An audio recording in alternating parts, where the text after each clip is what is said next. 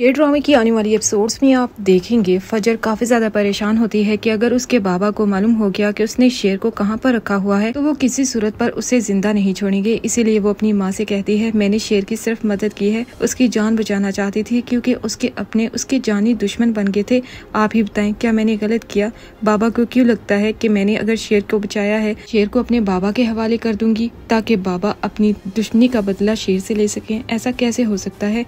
मैंने पहले ही उसे दुश्मन से बचाने की कोशिश की। बाहिर ये बात समझ क्यों नहीं रहे कि वो दुश्मन का बेटा जरूर है लेकिन बिल्कुल वैसा नहीं। उसने तो उनकी बेटी को इज्जत से इस घर में लाकर इस बात को साबित किया था कि वो किस कदर एहसास करने वाला शख्स है। मैं फजर के बाबा वहाँ पर आ जाते हैं। फजर के बाबा कहते हैं, यहाँ पर तुमसे सिर्फ ये कहने के लिए आया हूँ, बस मुझे सिर्फ ये बता दो कि शेर कहाँ पर है, क्योंकि शेर के घर वाले तक ये कह रहे हैं कि तुमने शेर को वहाँ से भगाया है। अब सिर्फ तुम ही मेरी मदद कर सकती हो क्योंकि तुम जानती नहीं कि मेरे दिल में उस खानदान को लेकर किस कदर दुश्मनी की आग भड़क रही है।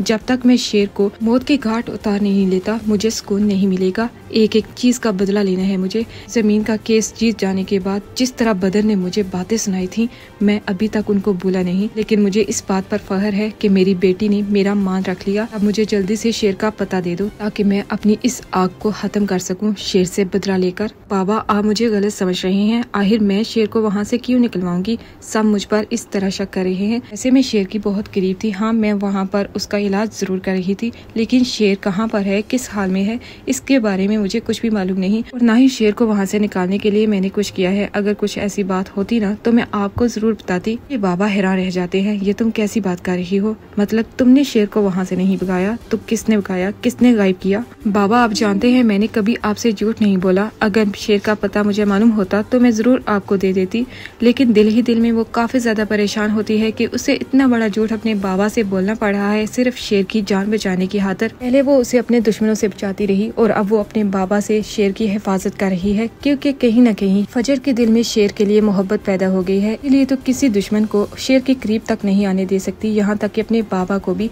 दूसरी तरफ अगर बात करें शेर की, जो पहले की तरह बिल्कुल ठीक होना शुरू हो जाता है, वो अपने चचा बदर को याद करते हुए कहता है, चचा आपने मेरे साथ बिल्कुल भी अच्छा नहीं किया, मैंने आपको क्या समझा और आप क्या निकले, मेरे बाबा के कातिल हैं आप, मैं आपको माफ कर दूं, ऐसा कैसे हो सकता है? एक एक चीज का बदला जब तक मैं आपसे ले नहीं लेता मैं चैन से नहीं बैठूंगा।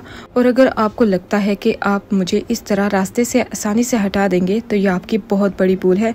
ये तो फजर का एहसान है जिसने मेरी जान बचाई, अपनी जिंदगी को दांव पर लगाकर। वो भी मुश्किल में पड़ सकती थी लेकिन उसने अपनी जिंदगी की परवाह किए बगैर मेरी जान की हिफाजत करना जरूरी समझा। मैं उसका ये एहसान कभी भी चाह कर चुका नहीं सकता। फजर अब मैं सिर्फ तुम्हारे साथ जिंदगी गुजारना चाहता हूँ, किसी और के बारे में सोच भी नहीं सकता। आने वाली एपिसोड्स काफी ज्यादा इंटरेस्टिंग होने जा रही हैं।